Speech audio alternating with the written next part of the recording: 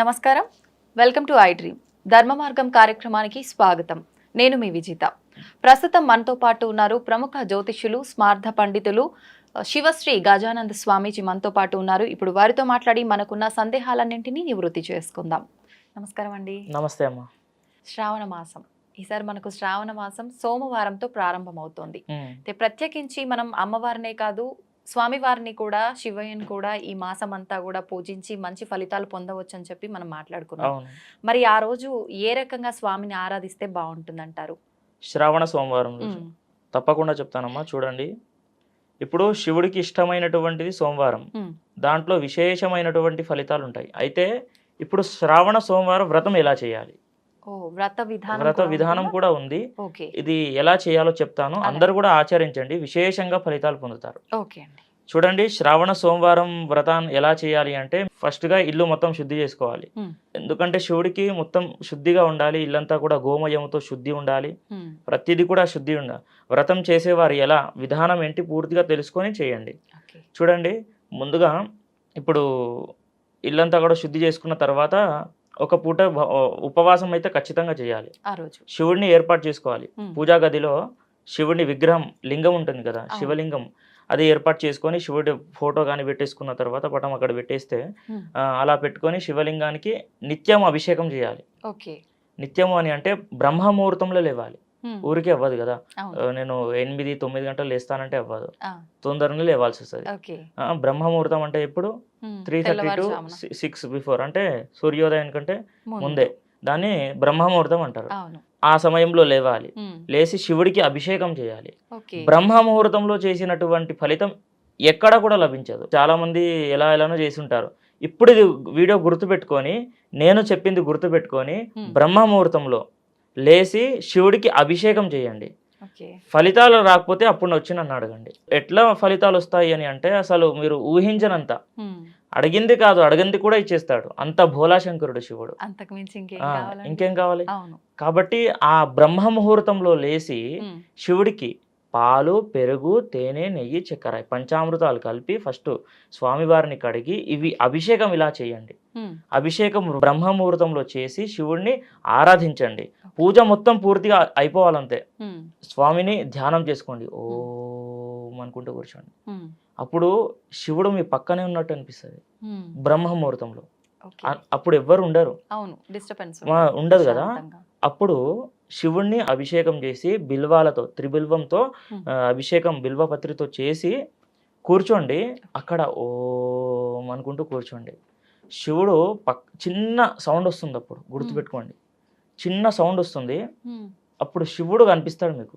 ఎలా అంటే చిన్న చిన్న శబ్దంతో అనిపిస్తుంది. విశేషంగా ఎప్పుడైనా సరే మనం ఓం అనుకుంటే, మనం సైలెంట్గా ఉంటే పక్కన ఏదో ఉన్నట్టుగా చిన్న సప్పుడు అనిపిస్తుంది. అట్లాంటి ఫలితాలు ఉంటాయి బ్రహ్మముహూర్తంలో చేసేవారికి. కాబట్టి బ్రహ్మముహూర్తం అంత ప్రాముఖ్యతగా ఉంది. దాంట్లో దోషాలు ఉండవు, వర్జాలు ఉండవు, దుర్ముహూర్తాలు ఉండవు. కాబట్టి ఇవన్నీ ఉండవు. కాబట్టి ఆ సమయంలో చేస్తే శివుడు వస్తాడు, శివుడు వచ్చి మీకు కరుణిస్తాడు, ఏం ఫలితం ఉన్నా సరే. కాబట్టి ఆ సమయంలో చేయాలి. ఇంకొకటి, ఇల్లంతా కూడా శుద్ధి చేసుకున్న తర్వాత మొత్తం పూజ కంప్లీట్ అవ్వాలి. స్వామివారికి నైవేద్యం ఎక్కించాలి, హారతి ఇవ్వాలి, ధూపదీప నైవేద్యాలు సమర్పించాలి. పొరపాటు చేయొద్దు. అదే రోజున మళ్ళీ పూజ అయ్యాక ఓం నమ శివాయ అనేటటువంటి ఈ శివ పంచాక్షరి మంత్రం, ఈ శివ పంచాక్షరి మంత్రం కంటే కూడా పెద్దది ఏది లేనే లేదు. ఇదే చాలా పెద్ద మంత్రం. ఫస్ట్ మంత్రం ఇదే. ఓం తర్వాత వచ్చేటటువంటి మంత్రము నమ శివాయ అనేది గుర్తుపెట్టుకోండి. ఓం నమ శివాయ మీరు ఎన్నిసార్లు అంటారో మీ ఇష్టం. ఇక ఆ శ్రావణ మాసం మొత్తమే అనుకుంటూ ఉండాలి. ఇక మొత్తం అనుకుంటూ ఉండండి. ఫలితాలు చూడండి ఒకసారి. ఓం నమ శివాయ, ఓం నమ శివాయ, ఓం నమ శివ అనుకుంటూనే ఉండాలి. విశేషంగా ఉంటుంది. కాబట్టి ఆ బ్రహ్మముహూర్తంలో చేయండి. ఎవరైనా సరే, ఇది చిన్న పిల్లలు పెద్ద పిల్లలని కాదు, పెళ్లి కాని వాళ్ళు చేసుకోవచ్చు, పెళ్లి అయ్యి సంతానం లేని వాళ్ళు, దాంపత్య జీవితం బాగుండేవాళ్ళు చాలా మంది బాధపడుతూ ఉంటారు. ఇప్పుడు దాంపత్య జీవితంలో స్వామి నేను నా భర్త బాగుండట్లేదు, నా భర్త అలా చేస్తున్నాడు ఇలా చేస్తున్నాడు అని ఎంతో బాధతో ఉంటారు. అలాంటి వాళ్ళు ఈ బ్రహ్మముహూర్తంలో చేసి శివుడికి చెప్పండి మీ అన్ని. చాలా మందికి ఇప్పుడు బాయ్స్కి కానివ్వండి, ఎవరికైనా సరే పెళ్లి కావాలంటారు, మంచి భార్య కావాలి, నాకు ఉద్యోగం ఉంది, అంతా ఉంది, కానీ పెళ్లి అవ్వడం లేదు. ఇలా చేయండి. ఓకే. తర్వాత ఉద్యోగం లేదంటారు కొంతమంది, ఆ. ఇలా చేయండి. ఉద్యోగం రాకపోతే అడగండి. శ్రావణ మాసంలో సోమవారం ఉమ్. ఇక అసలు అద్భుతం. మాటలు చెప్పాలి, అద్భుతం, మహాద్భుతం, బ్రహ్మాండం. ఓకే. శ్రావణ సోమవారం వ్రతం ఇలా ఆచరించాలి. తర్వాత మళ్ళీ సాయంత్రం భోజనం మాత్రం ఒకటే పూట చేయాలి, అది మధ్యాహ్నం తినొచ్చా అండి? మధ్యాహ్నం తినండి. ఓకే. పొద్దున ఫ్రూట్స్ తినాలి, ఓకేనా. మధ్యాహ్నం ఏమో ఒక పూట భోజనం, ఓకే. మళ్ళీ సాయంత్రం ఏమో మళ్ళీ శివుడికి అభిషేకం మళ్ళీ చేయాలి, ఆ, మళ్ళీ 2 సార్లు. 2 టైమ్స్ చేయాలి. ఓకే. సాయంకాలం సమయం అండి? సాయంకాలం ప్రదోష మామూలుగా 6 o'clock ఇలా చేసుకుంటే కూడా సరిపోతుంది. ఓకే. ఎందుకంటే ఇప్పుడు మనం శివుడికి పెట్టుకుంటాము, అక్కడ పెట్టుకున్న తర్వాత మనం ఒకటే పూట చేయాలి అని అది లేదు. ఇప్పుడు మనం ఓకే. ఒక పూట తింటాము, అవును. ఇంకో పూట అలానే పెట్టేస్తే మళ్ళీ అంతే. బాగుండదు. శివుడికి మనం చేయాలి, ఫస్ట్ మర్యాద చేయాలి. అక్కడ ఎవరైనా సరే పెట్టుకుంటాడు, అక్కడ ఆ, పెట్టుకొని చేసేది ముఖ్యం కదా. పెట్టడం ఎవరికైనా వస్తుంది. డబ్బుతోని భక్తి కొనలేము. అవును. డబ్బు ఎంతనో ఉంటుంది, కానీ భక్తి మాత్రం రాదు డబ్బుతో. ఓకే. కాబట్టి అలా ఉంటుంది. ఇలా మనకు శ్రావణ సోమవార వ్రతం చేసుకోవాలి. అయితే ఇప్పుడు మనకు శ్రావణ మాసంలో వచ్చే 4 సోమవారాలు ఇదే విధంగా కొనసాగించాల్సి ఉంటుందంటారా? ఇదే విధంగా చేయాలి. ఉమ్. శ్రావణ మాసం నెల మొత్తము ఓకే. ఉపవాసంతోనే ఉండండి. ఒక పూట భోజనం చేయాలి, 2 పూటలేమో ఫ్రూట్స్, పాలు, పెరుగు అల్పాహారం. తీసుకోవచ్చు, ఏం కాదు. ఓకే. అలా చేయాలి మనకి. ఇప్పుడు ప్రత్యేకించి మరి స్వామి వారికి నైవేద్యం గాని నైవేద్యం అది ఏదైతే ప్రత్యేకించి బాగుంటుంది? ముఖ్యంగా స్వామివారు అభిషేక ప్రియుడు అభిషేకం. అవును. కాబట్టి మెయిన్ అతనికి అదే. తర్వాత నైవేద్యం మీ ఇష్టానుసారం పరమాన్నం, ఓకే. పులిహోర నైవేద్యం ఎక్కుతుంది స్వామివారికి. ఓకే. ఇలా విశేషంగా శివుడికి పెట్టవచ్చు. ఓకే. ఓన్లీ ఇప్పుడు చాలా మంది చెప్తుంటారు పంచామృతాలతోటే కాకుండా అభిషేకం చెరుకు రసంతో అని, ద్రాక్ష రసంతో, రకరకాల ద్రవ్యాలతో రకరకాలుగా చేస్తుంటారు మీరు కదా? ఎలా అభిషేక ప్రియుడు కదా, అలా కూడా చేసుకోవచ్చు బ్రహ్మాండంగా. ఏ రసమైనా తీసుకోండి, యాపిల్ తీసుకోండి, బనానా, ఏదైనా సరే మిక్స్ చేసి ఫ్రూట్స్ చేసి శివునికి అభిషేకంగా ఇష్టం. కాబట్టి అతనికి ఇష్టమైంది ఏంది? క్షీరం, పాలు, పెరుగు, తేనె, నెయ్యి, చక్కెర ఇవి వేయండి. బ్రహ్మముహూర్తంలో చేసి ఇలా చేయండి. విశేషంగా అసలు మీరు ఊహించలేరు, అంత ఫలితం ఉంటుంది. ఆలయ దర్శనం ఖచ్చితంగా చేయాలి. ఆలయ దర్శనం చేసుకోవాలి. ఆలయ దర్శనం చేసుకోవాలి. శ్రావణ సోమవారం రోజు ఆలయ దర్శనం చేసుకోవాలి. ఇప్పుడు కొంతమందికి వ్రతం చేయలేను అని వాళ్ళు కూడా ఉంటారు.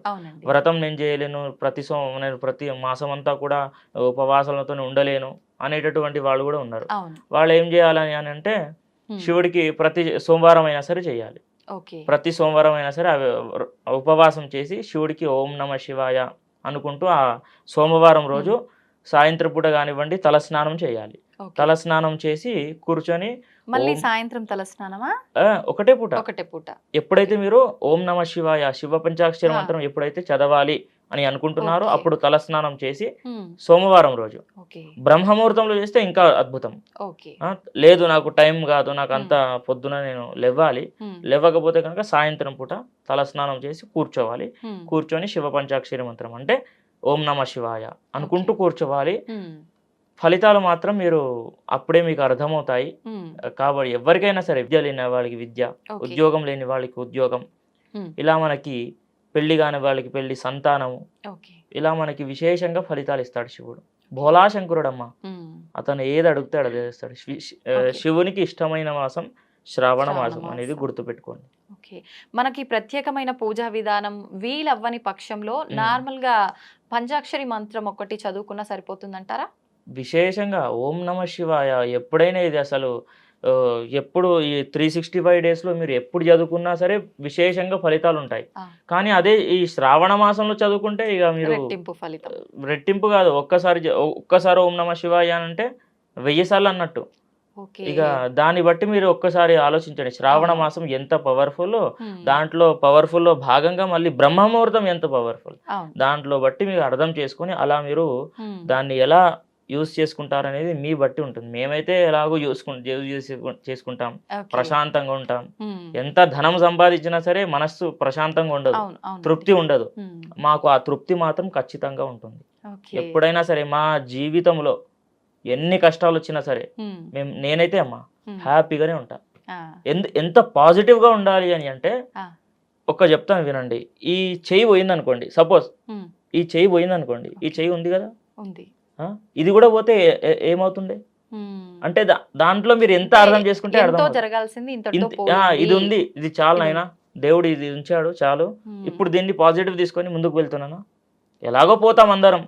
కాబట్టి దాన్ని బట్టి మనం పాజిటివ్గా తీసుకోవాలి. చాలా మంది అనుకుంటారు ఏదో అయిపోయింది, అవును. ఇప్పుడు నేను ఏం చేయలేను అని అనుకుంటారు. ఉమ్, కానీ ప్రతిదీ కూడా పాజిటివ్గా తీసుకోవాలి. ఉమ్, ఏదో జరిగింది అని అక్కడే అసలు ఫుల్ స్టాప్ ఉండదు. ఓకే. జీవితం అనేది పోతూనే ఉండాలి, ఎక్కడ కూడా ఆగద్దు. ఉమ్, కాబట్టి అలా మనం ఆ రోజుని మనం అలా ఉపయోగించుకుంటే ఉపయోగించుకోవాలి, బాగుంటుంది. చాలా మంచిగా ఉంటుంది ఫలితం.